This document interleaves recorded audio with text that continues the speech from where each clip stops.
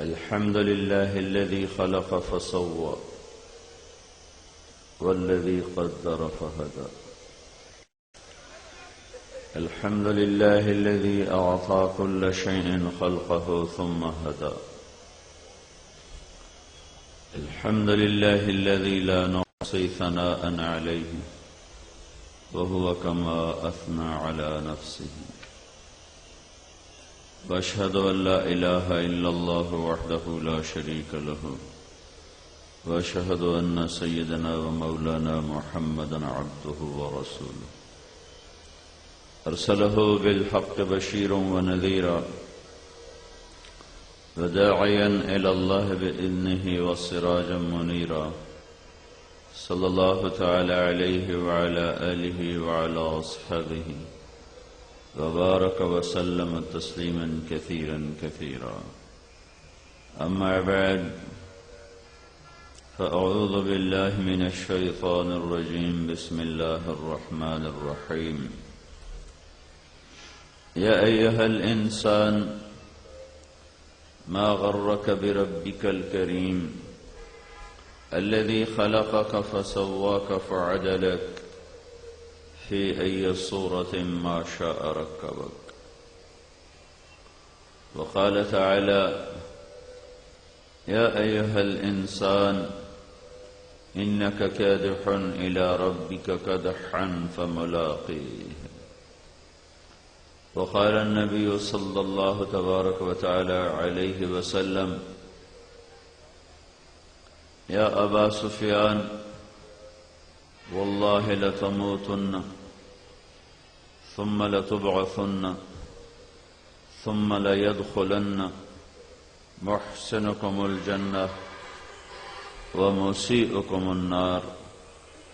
وقال النبي صلى الله تعالى عليه وسلم: إن الله بعثني كافة للناس رحمة فأدوا عني أو كما قال. میرے محترم بھائی اور دوستو، اللہ تعالیٰ نے انسان کو اس طرح بنایا ہے کہ یہ جب تک اللہ تک پہنچ نہیں جاتا اسے دنیا کی کوئی چیز سکھ چین سکون نہیں دے سکتی. بنانے والے نے بناتے ہوئے اس کے اندر ایک نظام خود ڈال دیا ہے. چونکہ میں اپنے آپ کو تو میں نے بنایا نہیں، میرا اللہ آپ سے پوچھتا ہے، مجھ سے بھی: ام خلقوا من غیر شیء، تم اتفاق سے پیدا ہوئے ہو، ایویں ہی جم پہ، کوئی تمہارا بنانے والا کوئی نہیں. یا دوسرا امکان: ام ہم الخالقون، کیا تم اپنی ذات کے خالق خود ہو؟ دونوں باتیں غلط ہیں. ایک ہی بات حق ہے: واللہ خلقکم، تمہیں اللہ تعالیٰ نے بنایا ہے. اس نے بناتے ہوئے، جسے ایک انجینئر موٹر بناتا ہے تو اس میں ڈیزل انجن رکھ دیتا ہے، اس میں پیٹرول ڈالو تو ختم، اور پیٹرول انجن رکھ دیتا ہے، اس میں ڈیزل ڈال دو تو ختم. جس اللہ نے بنایا مجھے آپ کو، کافر یا مسلم، افریقہ کے جنگلوں میں بسنے والے وہ لوگ جنہوں نے آج تک دنیا کی تہذیب کو کبھی باہر نکل کے نہیں دیکھا، اس کی فطرت بھی اللہ تعالیٰ نے وہی بنائی ہے. فطرت اللہ التی فطر الناس علیہا لا تبدیل لخلق اللہ.